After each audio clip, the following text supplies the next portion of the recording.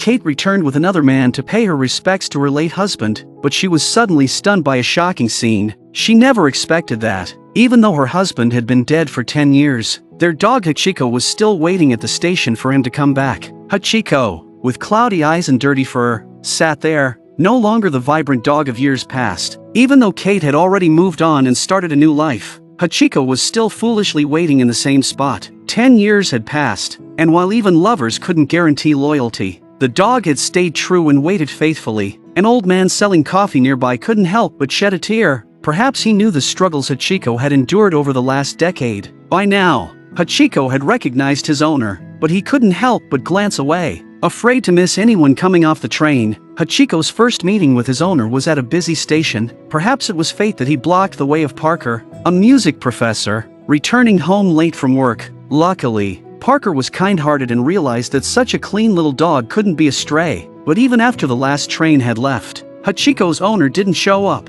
So, Parker went to the station office and asked if he could temporarily keep the dog there until its owner arrived. The station manager said they could only keep it for one night, and if no one claimed the dog by the next day, it would have to be sent to the animal shelter. Seeing the manager's reluctance, Parker reluctantly decided to take the dog home. Since his wife Kate didn't want a dog, Parker set the dog up in the study on the first floor. Kate didn't notice anything unusual. She kissed her husband and said she had a surprise for him that night. Parker, with a helpless look, said he might also have a surprise. As they went upstairs, he prayed that the dog would stay quiet for the night, but the dog wasn't as obedient as it seemed. It quickly squeezed out through a gap in the door and ran up the stairs, interrupting the couple's private moment in the bedroom. Kate didn't actually dislike dogs. They had one before, but their short lifespan and the pain of parting had made her vow never to have one again. Knowing that Kate had been hurt by the loss, Parker promised to take the dog away the next day but suggested it stay in the shed for the night. Kate reluctantly agreed. The little bed was not only padded with blankets but also had a stuffed toy to comfort the dog from loneliness. After settling the dog, Parker turned off the light to leave, but seeing the dog freeze, he quickly turned the light back on. It seemed the faint light gave the dog some sense of security. As soon as Parker left, the dog sat by the door, staring longingly, though it couldn't speak. Those dark eyes spoke more than words ever could. The next day, their daughter Andy found the dog and immediately fell in love with it. She wanted her parents to keep the dog. Seeing his daughter excited, Parker thought they might have a chance to keep it, but the next moment, Kate pulled out a stack of adoption flyers. Her decisiveness left no room for negotiation. Helpless, Parker remained silent. He was preparing to take the dog to the shelter, but the cages in the van were already full, and the staff said they could only temporarily house the dog for 2 weeks. If no one adopted it by then, they would have to euthanize it. Parker couldn't bear to leave the dog to fate, so he took it to a friend's bookstore. His friend loved the dog, but as the saying goes, two tigers can't live on the same mountain. Watching the dog being bullied by an orange cat, Parker decided against leaving the dog there. After trying multiple places and failing to find a home for the dog, Parker realized he didn't really want to part with it. He went to the coffee stand to see the old man, ordered a hot dog as usual, and jokingly asked if he wanted to adopt the dog. But the old man said, "What's so great about having a dog? You have to walk it, feed it, bathe it. Everything takes so much effort." Parker didn't want to answer. For people who love dogs, a dog is not just a loyal companion, it's also a spiritual bond. As he was about to be late for work, he took the dog with him on the train, bringing it along to his school. The dog, as expected, wasn't easy to handle. It chewed open a button and ran out. With the music notes playing in the classroom, the dog was full of curiosity. After class, Parker learned from a Japanese colleague that it was an Akita. The dog's collar had the character on it, which symbolizes good luck in Japan. So, Parker decided to name it Hachiko. When he asked his colleague if they wanted to adopt the dog, the colleague laughed and said, "Hachiko has already chosen you as his master. From that moment, he will be loyal to you forever." To keep Hachiko, Parker and Kate played around on the floor. Kate, looking at her husband lying on the floor, was speechless. Parker was about to convince Kate to keep the dog, but suddenly a noise came from the room. Hachiko had destroyed a craft Kate had worked on for months. As expected, they were kicked out of the house, and that night, Hachiko was locked in the shed. The wind howled outside, and leaves rustled in the storm. Hachiko, with his round eyes, watched through the gap as his owners seemed to have had a big argument. Realizing he had caused trouble, Hachiko lay in his little bed, waiting for the judgment the next day. But soon, Parker came over, fearing that Hachiko might be scared alone. he secretly brought the dog back inside. Having just argued with Kate, Parker didn't dare return to their room, so he sat on the couch with Hachiko, watching a baseball game. They shared a bucket of popcorn, neither one complaining about the other. By the time Kate found them downstairs, Parker had already fallen asleep on the couch. As she was about to turn off the TV, Hachiko licked her fingers affectionately. Kate gave him a brief glance, but her heart remained unmoved. At that moment, Parker woke up from the noise. He apologized repeatedly, and looking at her husband's careful manner, Kate realized she might have been too harsh. The next day, Parker played a ball-fetching game with Hachiko. He thought that with the Akita's intelligence, this simple game would be easy for it to learn, but to his surprise, the dog seemed to deliberately pretend not to notice. Parker didn't mind and continued to play with the dog, and in the end, he became the one being teased. While this was happening, Kate received a call. Someone had seen the adoption flyers and wanted to adopt Hachiko. Just as she was excited and about to write down the address, when she looked up, she saw her husband playing joyfully with Hachiko in the yard, and then Andy joined them. It seemed like such a warm moment had been absent from their home for a long time. Kate wasn't a heartless person, and slowly, the ice in her heart began to melt. Thus, Hachiko officially became a part of the family. Surrounded by love and care, it gradually grew into a large dog with shiny fur. But as Hachiko aged, it became more and more clingy. Every time Parker went to work, it would sadly lie by the hole, watching its owner leave. One day, Hachiko couldn't stand the loneliness and dug its way out of the backyard. As Parker sat down, he saw Hachiko suddenly appear at the station. He couldn't believe his eyes. He never thought Hachiko could find the station by itself. After a moment of affection between the man and his dog,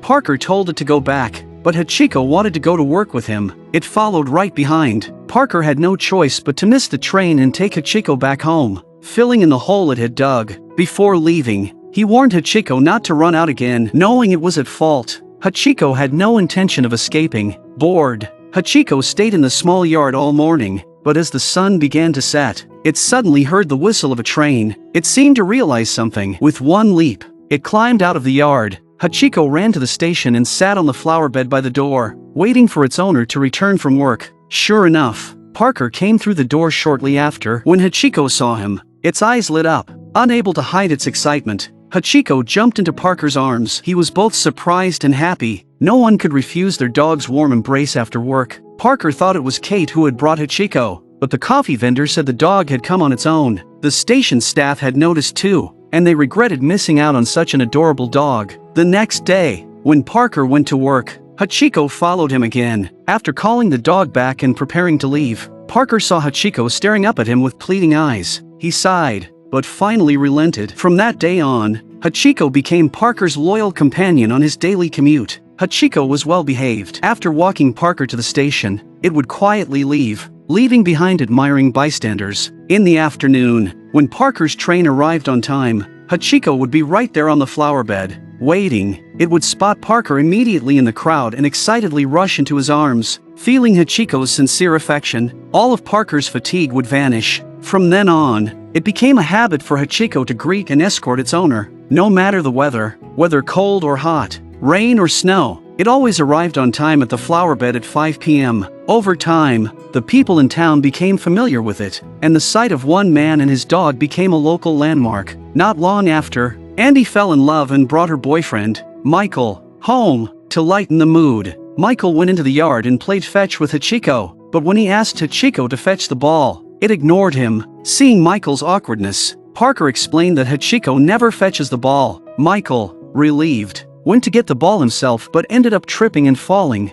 making things even more embarrassing. Parker had once asked his Japanese friend about this, and his friend explained that Akita dogs don't fetch just to please humans. If they do, there's usually a special reason. This simple remark held deeper meaning, though Parker didn't give it much thought at the time. But one day, when he called Hachiko to go to work, the dog acted strangely. Hachiko kept retreating, leaving Parker confused. Then it started spinning in circles, barking loudly, as if trying to warn Parker not to leave. But with time running out and needing to go to work, Parker tried to calm Hachiko and left the house. Seeing its owner leave, Hachiko quickly ran to the storeroom, grabbed the ball it never cared for, and headed for the station. Parker occasionally looked back to see if Hachiko was following. Luckily, Hachiko caught up with Parker before he entered the station. What surprised Parker even more was that Hachiko had, for the first time, fetched the ball he had thrown. He was amazed, and in a playful mood, threw the ball again. Seeing Hachiko fetch it once more, Parker couldn't hide his smile and proudly showed off to a nearby train attendant. His Japanese friend's advice was completely forgotten. Just as Parker was about to miss the last train, he had to enter the station. Seeing Hachiko spin in circles again, he comforted the dog,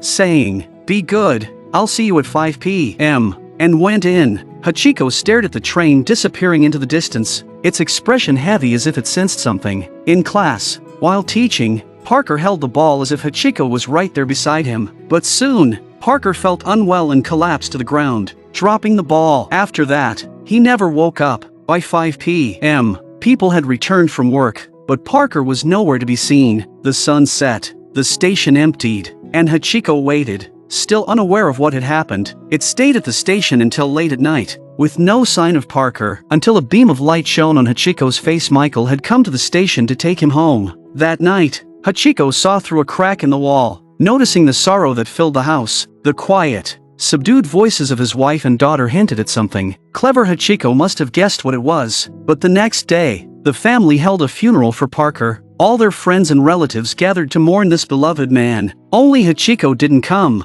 As usual, he arrived at the station before 5 p.m. and sat on the flower bed facing the door, waiting for his master to come home. He couldn't understand the sorrowful words, nor could he read the expressions of the people coming and going. He tried to study every face of the passengers leaving the station, but Parker never showed up. Until late into the night, when the last train left the station, Hachiko was still waiting on the flower bed. The conductor, deeply saddened by this sight, approached the flower bed and urged Hachiko to leave. Eventually, the conductor walked away as well. The snow kept falling heavier, and Hachiko couldn't grasp the distance between life and death. He just felt that if his master had left from here, he would also return the same way. Kate moved away from this sorrowful place, and Hachiko was brought to live with Andy Michael. Looking at the house where it had lived since childhood, it felt deeply reluctant. The new home was beautiful, and here, Hachiko even had its own little bed, but it was always melancholy, never a moment without missing its owner. One day, when Michael was coming home from work, Hachiko suddenly dashed out the door,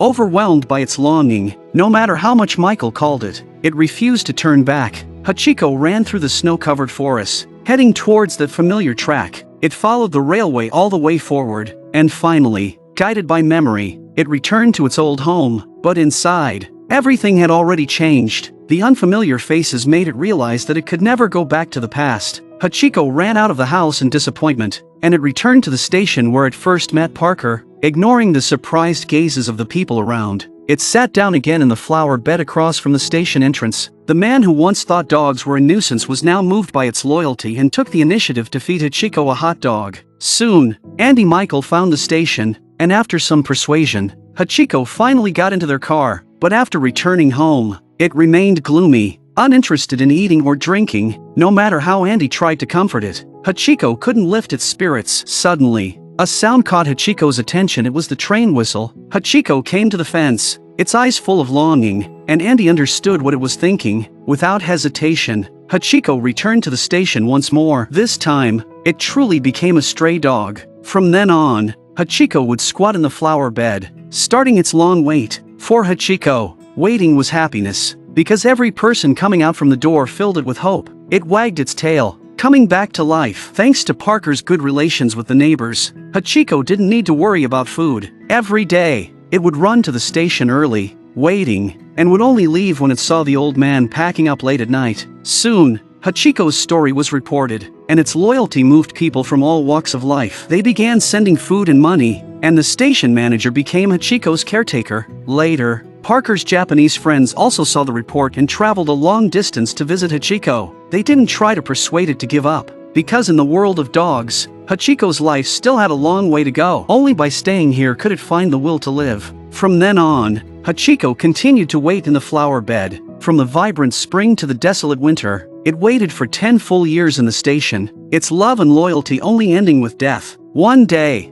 Kate returned to visit the place for the 10th anniversary of her husband's passing. After the memorial, on her way back, she saw a shocking sight. A stray dog, its fur dirty and its body frail with age, was walking toward the station. It was Hachiko, who had waited at the station for 10 years. Its once shiny fur had now become dull and lifeless, and its steps up the stairs had grown slow and unsteady. But even though its movements were weak, nothing could stop it from heading toward the station in search of its owner. It didn't know how much time passed, but it finally struggled to climb onto the flower bed. Turning around, it sat facing the station door. Kate rushed over to confirm. When she saw Hachiko, she could hardly believe her eyes. It was really him.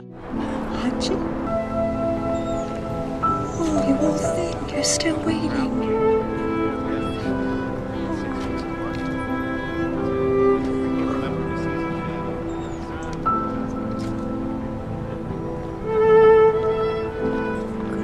I'm a movie enthusiast. Please subscribe to my channel, and I'll see you next time.